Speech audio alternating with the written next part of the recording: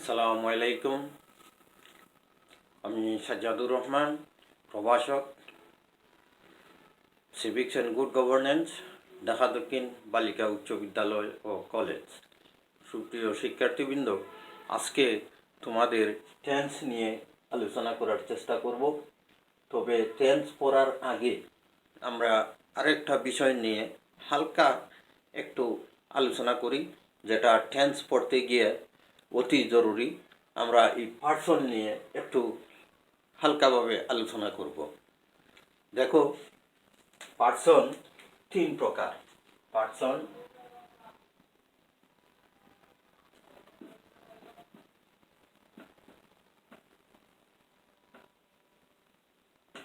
তিন প্রকার। First person,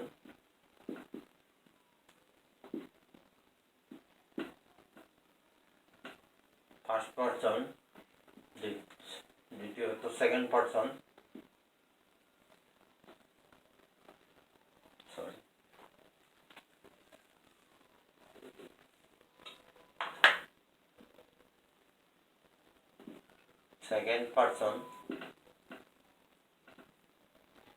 তৃতীয়ত থার্ড পার্সন।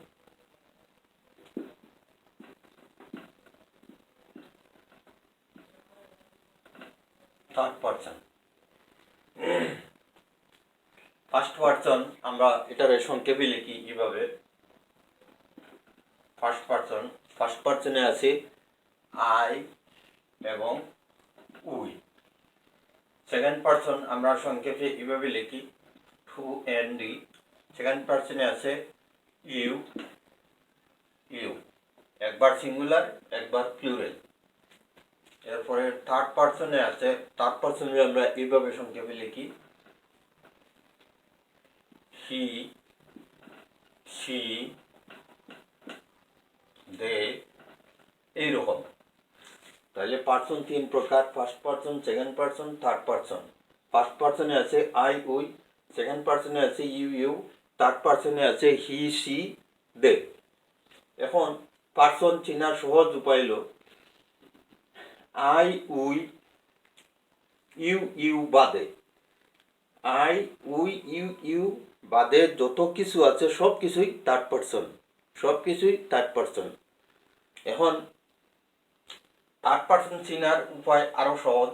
যা চোখে দেখা যায়, হাত দিয়া ধরা যায়, যেমন এই মার্কার চোখে দেখা যায়, হাত দিয়ে ধরা যায়, এটা থার্ড পার্সন। আবার চোখে দেখা যায়, হাত দিয়ে ধরা যায় না, যেমন আকাশ, চন্দ্র, সূর্য।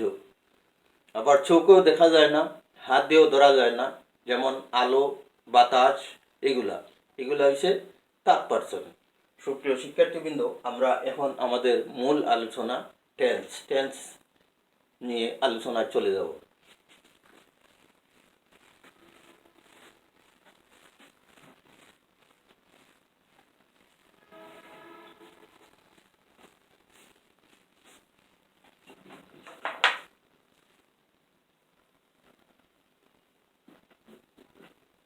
টেন্স বা কাল।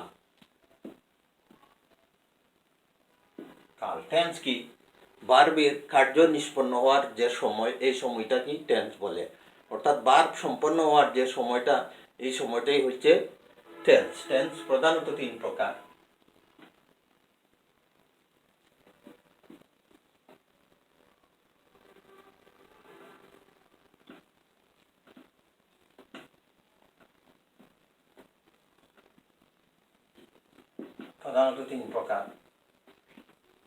Present tense,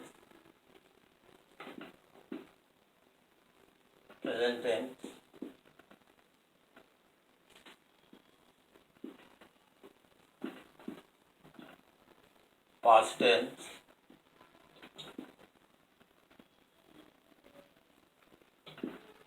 future tense। তাহলে টেন্স প্রধানত তিন প্রকার: present tense, past tense, future tense. Present tense বর্তমান কাল, পাস্ট টেন্স অতীতকাল, ফিউচার টেন্স ভবিষ্যৎকাল। এই টেন্সের প্রত্যেকটিকে আবার 4 ভাগে ভাগ করা হয়েছে।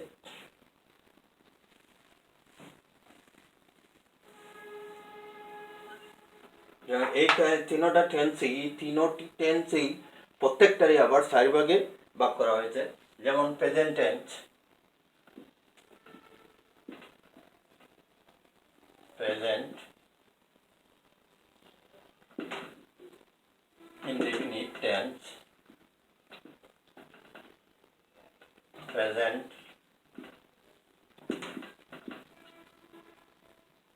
Continuous, present perfect tense,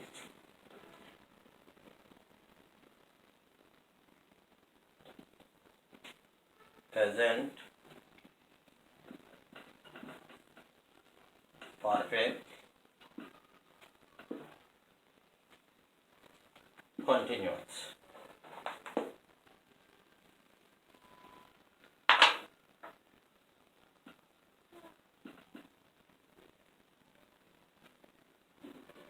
present perfect continuous. এইভাবে পাস্ট টেন্সকেও past indefinite, past continuous, past perfect continuous. Future টেন্সকেও future indefinite, future continuous, future perfect continuous. এখন আমরা প্রেজেন্ট ইনডিফিনিট টেন্স নিয়ে আলোচনা করব।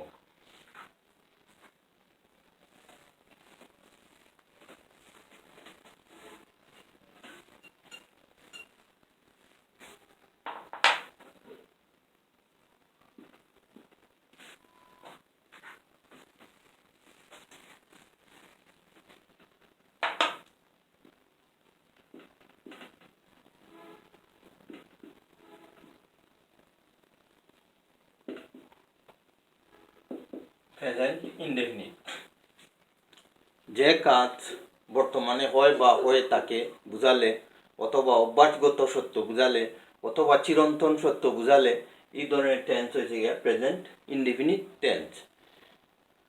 যে কাজ বর্তমানে হয় বা হয়ে থাকে এরকম বুঝালে, অথবা অভ্যাসগত সত্য বুঝালে, অথবা চিরন্তন সত্য বুঝালে এই ধরনের টেন্সকেই প্রেজেন্ট ইনডেফিনিট টেন্স বলে। যেমন একটা বাক্য খেয়াল করো, এই প্রেজেন্ট ইনডেফিনিট টেন্স চিনবার উপায়।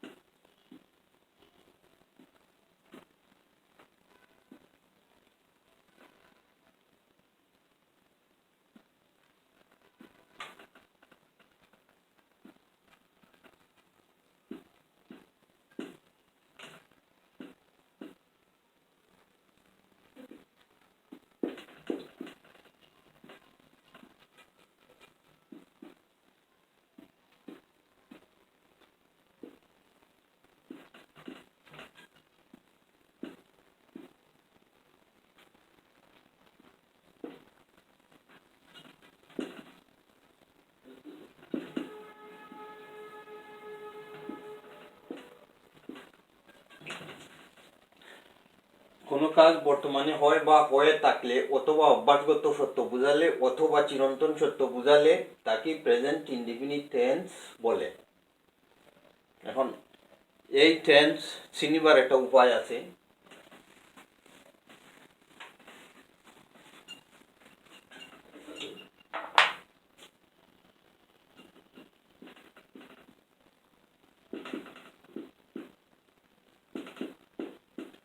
বাংলা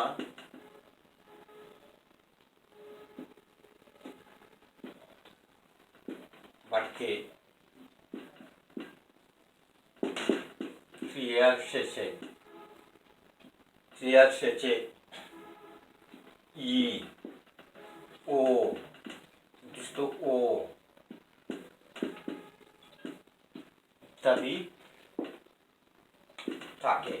অর্থাৎ বাংলা বাক্যে ক্রিয়ার শেষে ই, ও, ও এই ধরনের বিভক্তি থাকে, অর্থাৎ প্রথমা বিভক্তির অবতারণা হয়।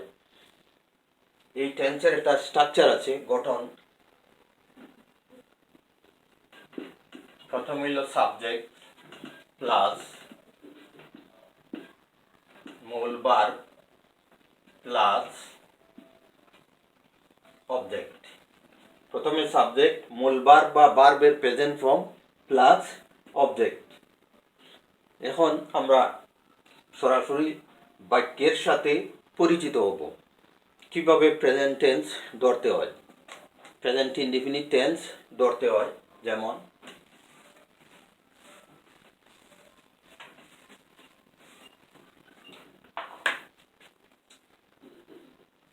এটা স্ট্রাকচারটা হইল, প্রথমে সাবজেক্ট প্লাস মূল ভার্ব প্লাস অবজেক্ট। আমি ভাত খাই, আমি ভাত খাই। এই বাক্যে সাবজেক্ট আমি। এখন এটা প্রেজেন্ট ইনডিফিনিট টেন্স বুঝবো কিভাবে? দেখো, বাংলা বাক্যে ক্রিয়া খাই, খাইর শেষে কি আছে? ই। খাইর শেষে কি আছে? ই। তার মানে এটা প্রেজেন্ট ইনডিফিনিট টেন্স। তাহলে স্ট্রাকচারে কি হয়েছে? প্রথমে সাবজেক্ট, তাহলে সাবজেক্ট আমি, আমি ইংরেজি আই। ভার্বের এরপর হচ্ছে মূল ভার্ব, মূল ভার্ব খাই, খাই ইংরেজি হইলে গিয়ে ইট। ইট হইল মূল ভার্ব, এটার পাস্ট ফর্ম হইল এইট, পাস্ট পার্টিসিপল হইল ইটেন। তাহলে ইট, আই ইট। অবজেক্ট হলো রাইস।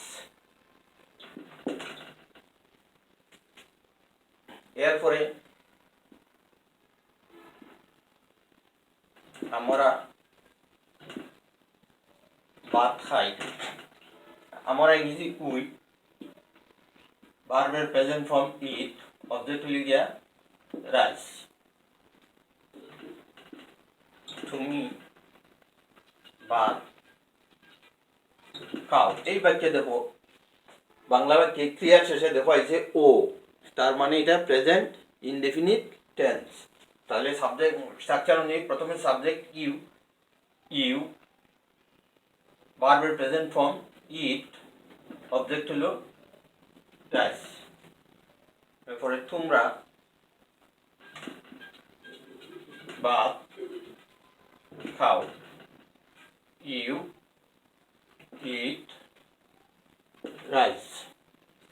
এরপরে আছে সে ভাত খায়। এই বাক্যে দেখো ক্রিয়ার শেষে আছে 29 ও, খায় 29 ও, তার মানে এটা present indefinite tense, present indefinite tense. এখানে সাবজেক্ট হইল হি। এখন প্রেজেন্ট ইনডিফিনিট টেন্সে সাবজেক্ট যদি থার্ড পারসন সিঙ্গুলার নাম্বার হয়, তাহলে ভার্বের সাথে এস বাই এস যোগ করতে হয়। কি বলছি?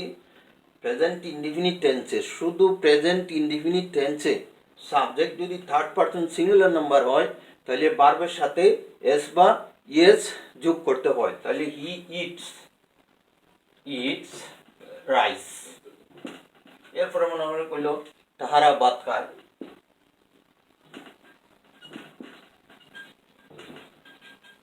তাহারা ভাত খায়, they eat rice. They third person plural number. Present indefinite টেন্সে সাবজেক্ট যদি থার্ড পারসন সিঙ্গুলার নাম্বার হয়, তাহলে ভার্বের সাথে এস বা এস লাগাইতে হয়। এই বাক্যে হিটা হইল থার্ড পারসন সিঙ্গুলার নাম্বার, এখানে ভার্বের সাথে এস। এই বাক্যে তাহারা ভাত খায়, এই দেটাও থার্ড পারসন, কিন্তু এটা প্লুরাল নাম্বার। প্লুরাল নাম্বার হলে ভার্বের সাথে এস বা এস যোগ করা যাবে না। এই হইল গিয়ে প্রেজেন্ট ইনডিফিনিট টেন্স। আমরা সংজ্ঞায় আরো একটা জিনিস বলছিলাম, যদি অভ্যাসগত সত্য বা চিরন্তন সত্য হয়, তাহলে তাও প্রেজেন্ট ইনডিফিনিট টেন্স হয়। যেমন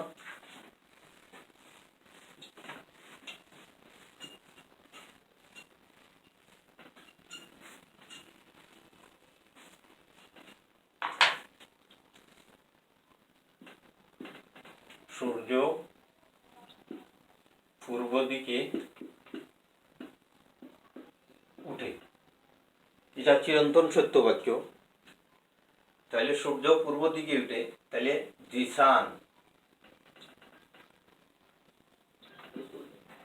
rise s third person singular number সূর্য, এখানে ভার্বের সাথে s, the sun rises in the east, rises in the east. এই হলো চিরন্তন সত্য। বা আমি প্রত্যহ নদীর ধারে বেড়াতে যাই।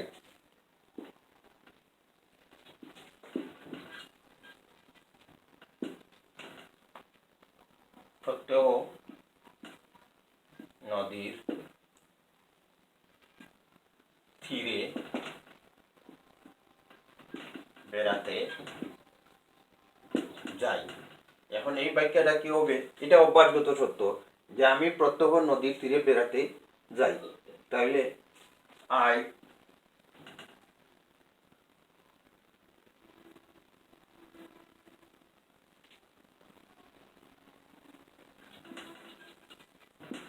walk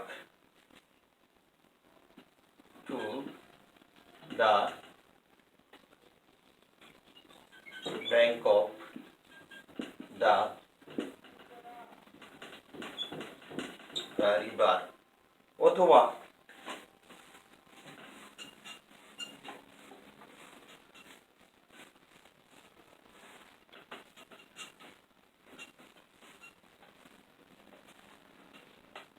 আমরা কইতাম পারি যে আমরা আমি প্রত্যহ সকালে ঘুম থেকে উঠি।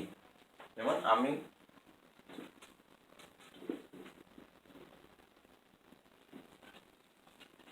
প্রতিদিন সকালে ঘুম থেকে উঠি, এটা আমার অভ্যাসগত সত্য। তাহলে I get up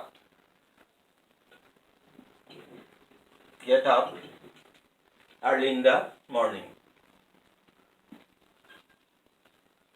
early in the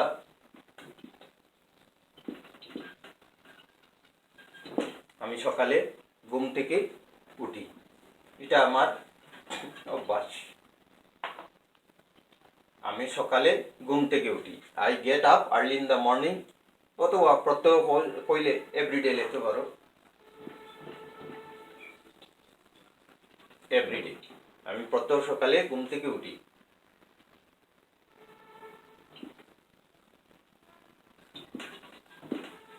প্রত্যহ সকালে ঘুম থেকে উঠি, I get up early in the morning everyday.